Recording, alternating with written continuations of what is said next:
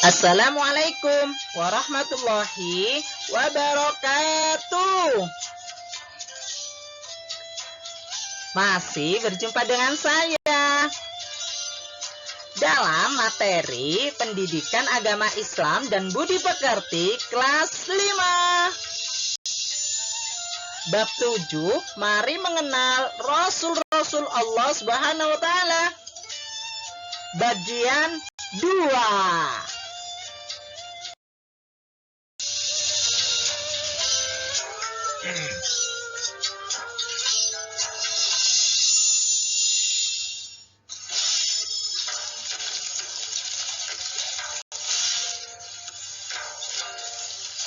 Nah, mari anak-anak kita menyanyikan sebuah lagu yang berjudul La ilaha illallah.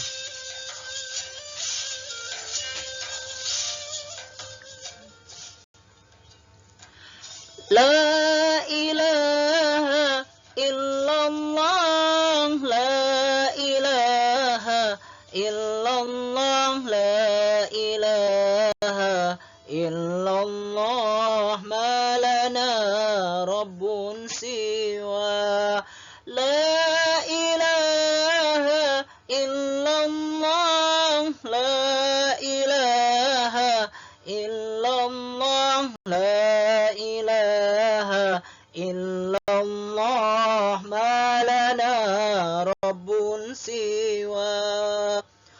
Rabbuna rabbul qulubi wa huwa allamul ghuyub fi syuruki wa fil ghurubi nuruhu yahdil asar. Rabbuna rabbul qulubi wa huwa allamul ghuyub fi syuruki wa fil ghurubi nuruhu yahdil asar. Rabbuna al-hadil wadud fatluhu mil'ul wujud afuhu khairul wujud fartaji dawmar ridha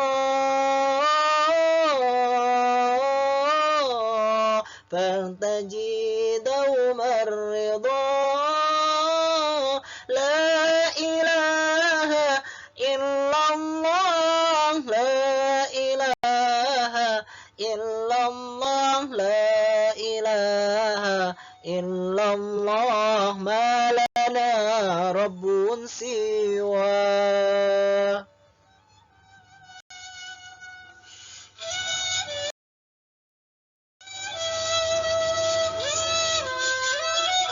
Anak-anakku, bab 7 bagian 2.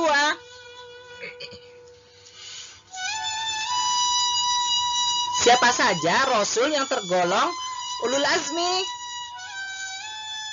Pertama, Nabi Nuh alaihi salam. Kedua, Nabi Ibrahim alaihi salam. Ketiga, Nabi Isa alaihi salam. Keempat, Nabi Musa alaihi salam. Yang terakhir, Nabi Muhammad sallallahu alaihi wasallam. Allahumma sholli wa sallim wa barik alaihi.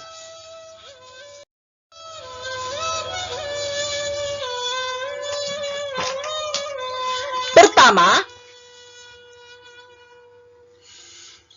Nabi Nuh. Nabi Nuh alaihi salam adalah keturunan ke-10 dari Nabi Adam alaihi salam. Ia mengajak manusia agar menyembah Allah Subhanahu wa Ta'ala dan melarang memperhambakan diri kepada selain Allah Subhanahu wa Ta'ala. Tetapi manusia di masa itu tidak mengacuhkan seruannya.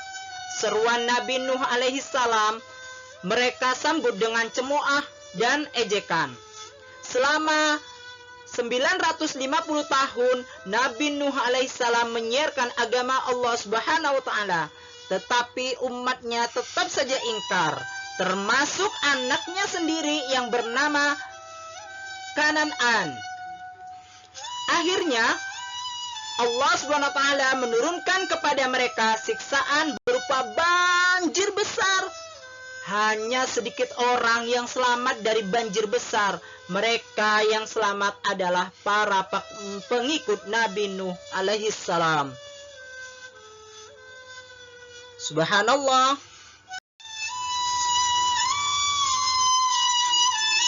Kedua, kisah Nabi Ibrahim alaihi salam. Nabi Ibrahim alaihi salam adalah anak Azar tukang membuat patung-patung untuk dijadikan sesembahan. Nabi Ibrahim alaihi salam hidup pada masa Raja Namrud yang zolim, musyrik dan kufur. Nabi Ibrahim alaihissalam mengajak Raja Namrud dan kaumnya agar beriman dan menyembah kepada Allah Subhanahu wa taala. Ia ajak agar mereka meninggalkan menyembah berhala.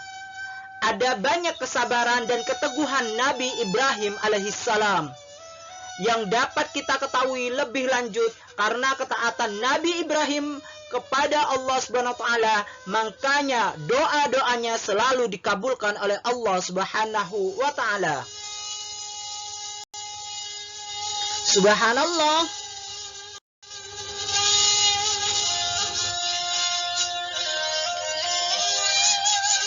Kisah Nabi Musa alaihi salam. Nabi Musa alaihi salam putra Imran, keturunan Bani Israel. Ia hidup pada masa Raja Fir'aun yang sangat zolim, mengaku dirinya sebagai Tuhan.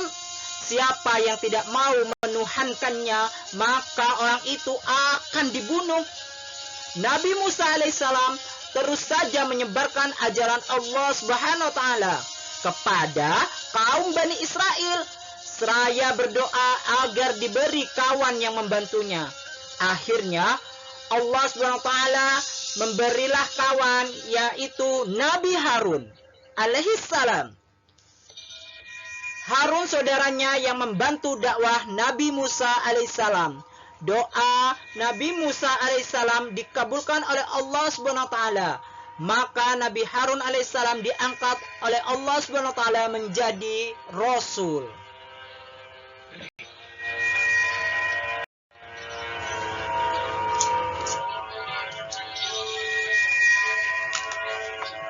Kisah Nabi Isa alaihissalam. Nabi Isa alaihissalam adalah putra Maryam. Dengan kekuasaan Allah Subhanahu wa taala, beliau dilahirkan dengan perantaraan ibu saja. Keajaiban kelahiran ini menjadi ujian kepada manusia percaya atau tidak kepada kekuasaan Allah Subhanahu wa taala. Nabi Isa alaihissalam dalam menjalankan dakwahnya diancam dan direncanakan untuk dibunuh dengan cara disalib. Namun Allah Subhanahu wa taala menyelamatkan Nabi Isa alaihissalam dengan cara diangkatkan ke alam gaib, yaitu Mi'raj. Ternyata yang terbunuh adalah orang yang menyerupai Nabi Isa alaihissalam, yaitu Yahuda atau Iskariot. Allah juga menjelaskan dalam surah An-Nisa ayat 157 yang artinya tidaklah mereka membunuh dan menyalib Nabi Isa, hanya orang yang diserupakan Allah Subhanahu wa taala dengan Nabi Isa yang tersalib. Maha suci Allah.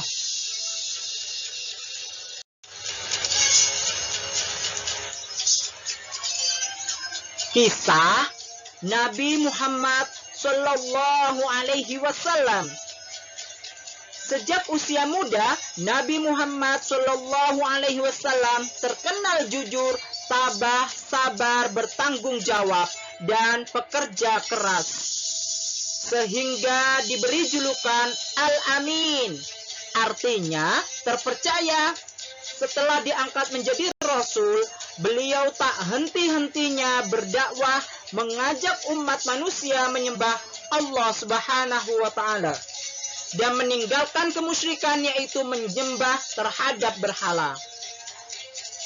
Dalam menyiarkan agama Allah Subhanahu wa Ta'ala, Nabi Muhammad sering dihadang, bahkan diancam akan dibunuh oleh orang-orang kafir Quraisy. Abu Jahal adalah orang yang paling membencinya. Pernah ketika Nabi Muhammad alaihissalam sedang beribadah, Abu Jahal dan komplotannya datang dengan sengaja mengotorinya dengan najis. Namun Nabi Muhammad SAW hanya berdoa kepada Allah Subhanahu wa Ta'ala, "Ya Allah, ya Tuhanku, kepada Engkau aku menyerahkan kaum Quraisy." Doa ini berulang-ulang beliau baca. Dari peristiwa itu, Nabi Muhammad SAW bukanlah sosok manusia pendendam, tidak membalas kejahatan Abu Jahal dan kawan-kawannya. Dengan tindakan yang sama, cukup menyerahkan persoalan kepada Allah Subhanahu wa Ta'ala. Selain jujur dan pemaaf, Nabi Muhammad SAW sangat menyayangi anak yatim. Nabi pernah mengatakan, barang siapa yang memelihara dan mengasuh anak yatim dengan sebaik-baiknya, kelak mereka akan masuk surga dan tempatnya berdekatan denganku. Hal ini diisyaratkan Nabi Muhammad dengan jari telunjuk dan jari tengahnya yang berdekatan dan tidak terhalang apapun. Subhanallah, begitulah kepedulian Nabi Muhammad SAW kepada umatnya. Rasul terakhir adalah Nabi Muhammad SAW. Dialah Nabi dan Rasul penutup, tidak ada lagi Nabi dan Rasul setelahnya. Karena Nabi Muhammad SAW sebagai penutup, maka sering disebut dengan istilah Khotumul Anbiya, artinya penutup atau penghabisan para Nabi dan Rasul.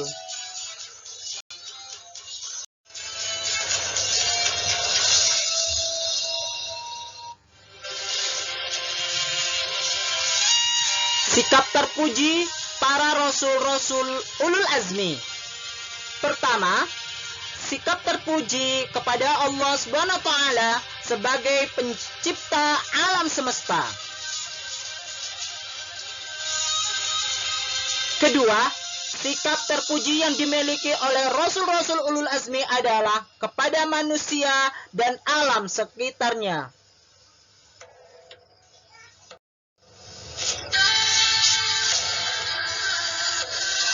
Allah Subhanahu wa Ta'ala berfirman dalam Al-Quran surah Al-Ahzab ayat 7 yang berbunyi, A'udzu billahi minasy syaithanir rajim.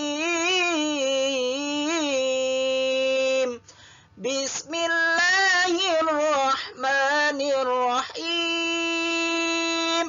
Wa id akhadna minan nabiyyina mitsaqahum wa minka wa min Nuhin wa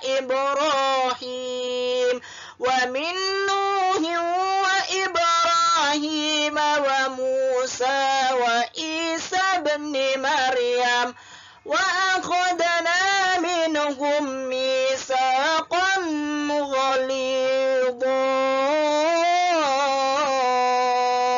Shadaqallahul adzim. Yang artinya, dan ingatlah ketika kami mengambil perjanjian dari nabi-nabi dan dari kamu sendiri, dari Nabi Nuh, Nabi Ibrahim, Nabi Musa, dan Nabi Isa putra Maryam. Dan kami telah mengambil dari mereka perjanjian yang teguh. Al-Quran surah Al-Ahzab ayat 7.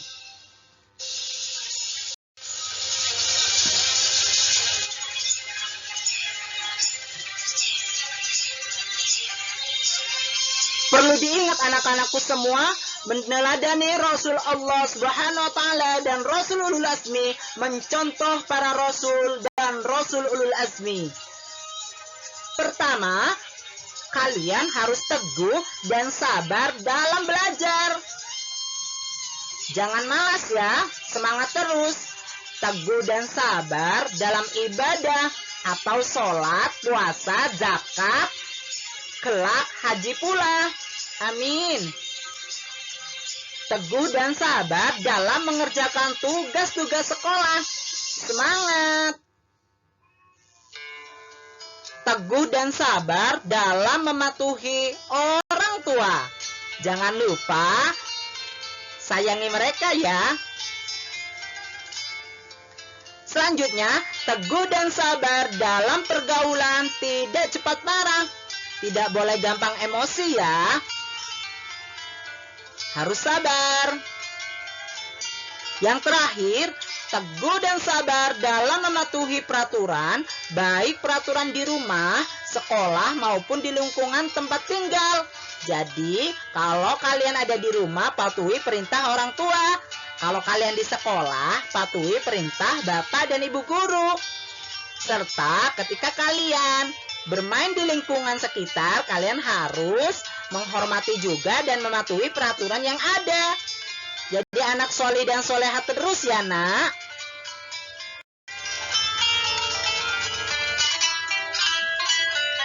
Kesimpulannya, pertama, percaya kepada Nabi dan Rasul adalah salah satu rukun Islam. Kedua, jumlah Rasul yang disebutkan di dalam Al-Quran adalah 25 orang.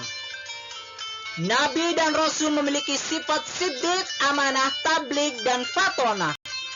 Rasul Ulul Azmi maksudnya teguh hati, tabah, sabar dalam menjalani perintah Allah Subhanahu wa taala.